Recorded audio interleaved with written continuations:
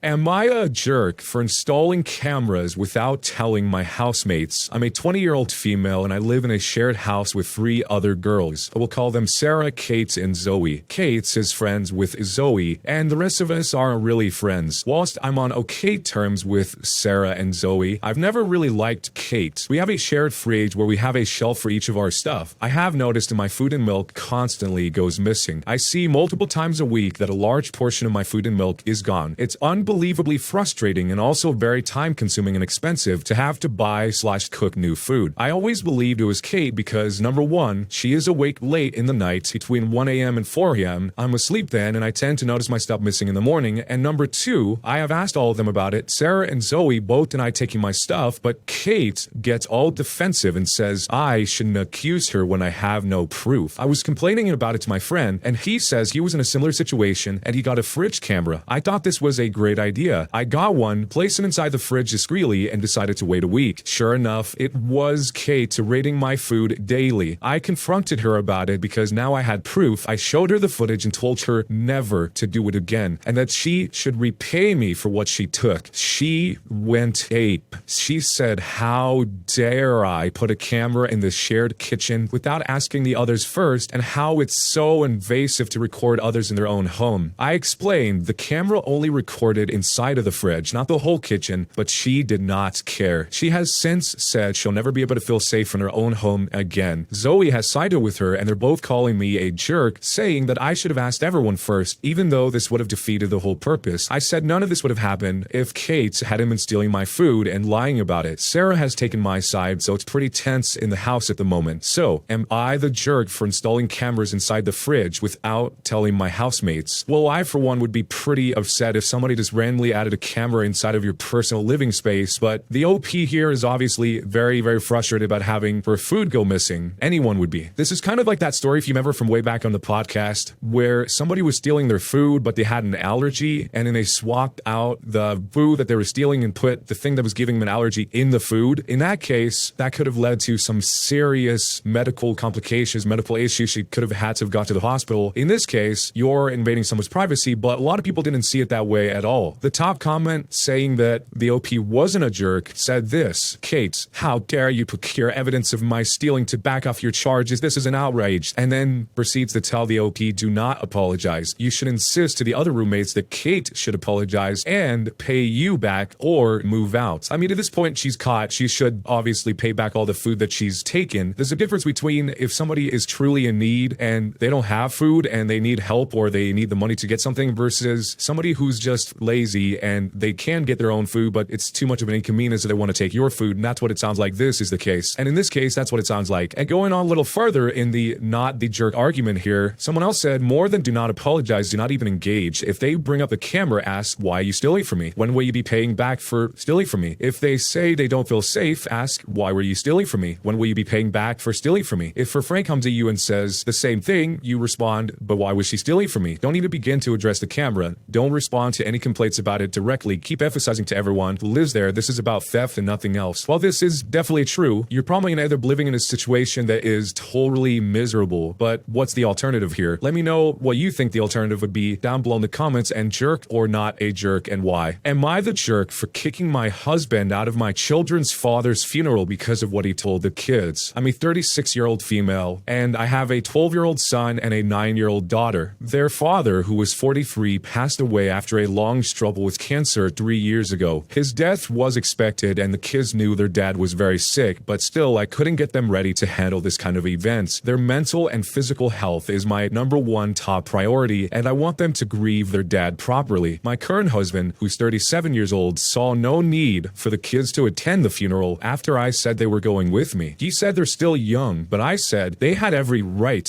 to be there for the final goodbye. He suggested he go with us, and I wasn't sure, but I contacted my former in-laws and they said it was fine. My husband drove it to the funeral and kept making comments to the kids, telling them how to behave, which was uncalled for. We got there and I brought the kids to stand near their grandparents while my husband kept introducing himself to strangers and then went to stand next to the kids. I was standing a distance, but I could hear the kids crying. I then started hearing my husband telling them to quiet down repeatedly. I'm not gonna lie, I feel bothered, wishing he'd stop. While the kids were crying, he loudly literally said, "Stop crying. There's really no need for this. It's not like he can hear you." And the kids just started sobbing at this point. I was stunned. I looked and saw my in-laws staring at me. I felt horrible. I walked up to him and whispered I needed a minute with him. I made sure we were away and lost my temper, asking what was he doing. He said he was just trying to comfort the kids and help them get a hold of their emotions. I told him what he said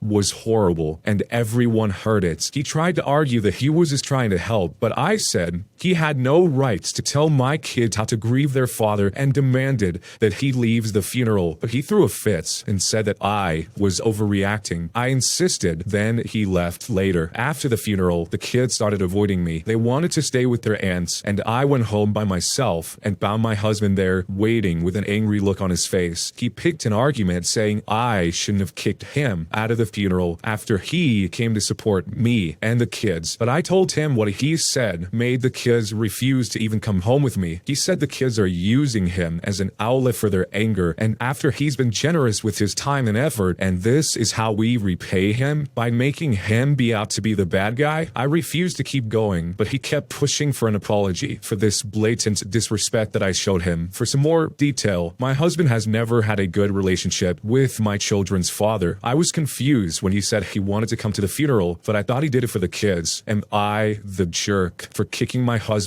out of my children's father's funeral because of what he told the kids? Even if the husband didn't have a good relationship with their children's father, he, in a way, is going to be taking on that role of their father. So if anyone's being disrespectful, it's more so that the husband is being disrespectful not only to everyone at the funeral, but in particular the OP and the kids. What his relationship was like before the children's father passed should have no bearing on how he's treating the kids in the situation, when it clearly seems like that's what's influencing him to act this way. Like, just because he's not sad doesn't mean that these kids are devastated. It was their father. The top response was saying that this was too little and too late. Your kids are not too young to forget this now. Their relationship with their stepdad will be tainted forever. I would venture to say that it's pretty much over. Your husband knew exactly what he was doing. He was trying to minimize their dad's death. I think that's a really good way of putting that. That's exactly what he's trying to do, trying to minimize the death just because it's not a big deal for him. He thinks it shouldn't be a big deal for the kids, and they need to pipe down or whatever he's telling them. He was making it about him. It was a purposeful show. He was still there, and that he was the dad now. All he should have done is sit there and kept his mouth shut and give you the support needed to help support your kids. I don't see therapy fixing any of this, specifically regarding the relation to the children's relationship with their stepfather. Obviously, grief counseling would help the children and is definitely needed. Family therapy with the mom is also going to be needed as well. So that's just one take, but let me know what you would do if you were in this situation, and is the OP a jerk or not a jerk, and why? Am I the jerk for not being there for my wife when she had a miscarriage? A few months ago, my wife, who's 29 years old, and I, 31 years old, found out she was pregnant. Around a month later, we found my mother was terribly ill and taken to the hospital in Morocco. We decided to take the airplane to Morocco while the borders were still open. 5 hours before the flight, my wife found out she had a miscarriage. She was rushed to the hospital, but I was now stuck between staying with her and visiting my terribly sick mother. My wife begged me to stay, but I could not since the plane tickets were expensive and there was no guarantee my mother would be alive when she felt better. When I told her this, she started sobbing and refused to talk to me. I felt bad for the entire flight. When I arrived and got picked up by my sister, she started asking where my wife was, and I told her the truth, which she started yelling at me, telling me that I am a jerk and she's a fool for being with someone like me. My brothers think I did the right thing. I've received millions of angry messages from my in-laws. My mother ended up dying 2 days later after I arrived. A day after the funeral, I went back home. My wife refuses to talk to me, even though I've tried to apologize and explain that I just lost my mother. So, am I the jerk? Oh my God, this is heart-wrenching. This is truly a no-win situation. If you would have stayed with the the wife, which is what she wanted him to do, he might have regretted that for the rest of his life, not being able to see his mother one last time, and maybe would start developing some sort of resentment for his wife because of it. But on the other hand, your wife just had a miscarriage. From what I've heard, this can be deeply emotionally damaging to the point that you really need someone to be with you in a situation like this. So if you really give it an honest thought and you think about what would you actually do if you were in this situation, let me know down below. And jerk or not a jerk? Am I the jerk for telling my cousin my salary when he asked? For my entire life up to this point as a 24-year-old female, I've never had much money. So for Christmas, I would always get my family cheap presents or do-it-yourself presents. This year, I've been in my job for about a year as a software engineer, and I could actually afford some nice things for people. So I spent a decent amount of money on my immediate family. My immediate family exchanged presents on Christmas Eve this year. My dad, my mom, my little brother, and me. I bought my brother, who's 19 years old, a nice Alienware gaming laptop because the laptop that he was using for school was my old one that I used all through school, and it was in really bad shape. He is a computer science major, just like I was, and I knew how much he needed something that was going to last. Plus, you can get some stress relief by playing games on it. Christmas Day, we went to my grandparents' house, and my brother was telling my uncle, my cousins about the laptop at dinner. My cousin, who's 22 years old, a male, looked up the laptop on his phone and saw how much it was and told everyone. My uncle said that it was nice of my parents to buy my brother such a nice laptop, and my dad chimed in and said that it was me that bought it. My cousin asked how I could afford to give such a nice present and asked how much money I make. I told him a ballpark number, and my aunt said I shouldn't be making that much money just to play on the computer all day. I got defensive and said that I worked really hard to get my job and that I deserve it. That night, my uncle called my dad and said I was being inappropriate at dinner and I shouldn't be flashing money around when I know my cousin is unemployed and having a hard time. Am I the jerk for answering the question? I probably should have made a joke about it, but he came off as serious, like he may have wanted to pursue a software engineering career, which is why I told him how much I made. So, am I the jerk for telling my cousin my salary when he asked? This is ridiculous. First off, the OP is not flashing the money around. The OP